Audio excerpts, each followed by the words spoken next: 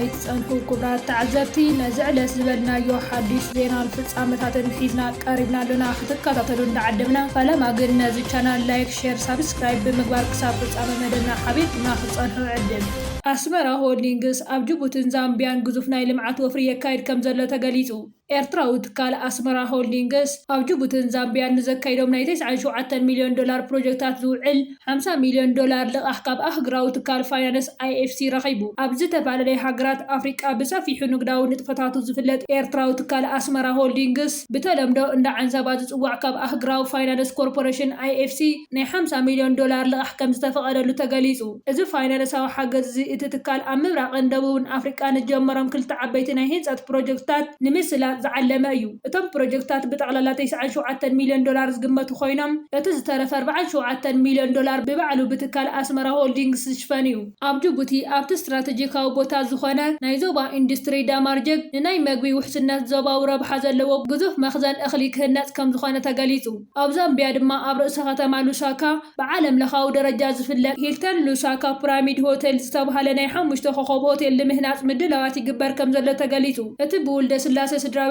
ዓንሰባ ዝውነን ኣስመራ ሆልዲንግስ ዋና ቤት ጽሕፈቱ ኣብ ዱባይ ኮይኑ ኣብ ሃገራት አንጎላ ዛምቢያ ደቡብ ሱዳንን ዝሰፍሐ ናይ ንግድን ሆቴላትን ወፍረ ኣለዎ እቲ ትካል ኣብ ደቡብ ሱዳን ዝዓበየ ሆቴል ዝኾነ ፓይራሚድ ሆቴል ዝውንን ኮይኑ ኣብ ዛምቢያ ድማ ብዘይካ ሆቴላት ዜብራ ማኒፋክቸሪንግ ዝተባሃለ ናይ ህንጻትን መፍረይን ትካል ይፍለጥ እዚ ሓድሽ ወፍሪ እቲ ትካል ኣብ ኣህጉራዊ ደረጃ ዘለዎ ተወዳዳሪነት ዝዓቢ ክኸውን ከሎ ኣብቲ ዞባ ንዝርከብ ናይ ስራሕ ዕድላትን ንግዳዊ ምንቅስቓሳትን ዓብይ ኣበርክቶ ክህልዎ ትጽቢት ይግበር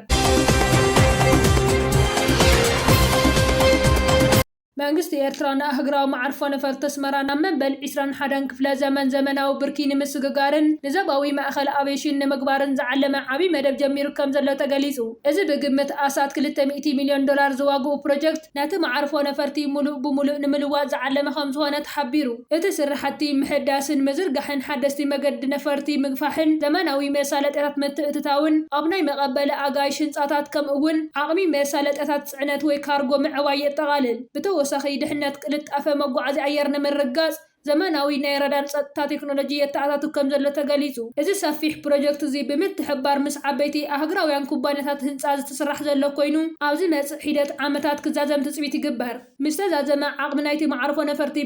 ብምዕባይ ኣብ ዓመት ክሳብ 2 ሚልዮን ተጓዓዝቲ ንምእንጋድ ይኽእል እዩ ተንተን ቁጠባ ከም ዝገለጽዎ እዚ ምዝማን እዚ ንጽላት ቱሪዝም ኤርትራ ኣብ ምብርባር ዓለም ለኻዊ ንግድን ወፍርን ኣብ ምስሓብ ከምኡውን ንመናእሰያት ሓደስቲ ዕድላት ስራሕ ኣብ ምፍጣር ዓቢ ኣበርክቶ ክህልዎ እዩ ብተወሳኺ መንጎ ሃገራት ቀርና ኣፍሪቃን ማእኸላይ ምብራቕን ዘሎ ቁጠባዊ ናይ መጓዓዝያ ምትእስሳር ንምድልዳል ወሳኒ ግደ ክጻወት ትጽቢት ይግበር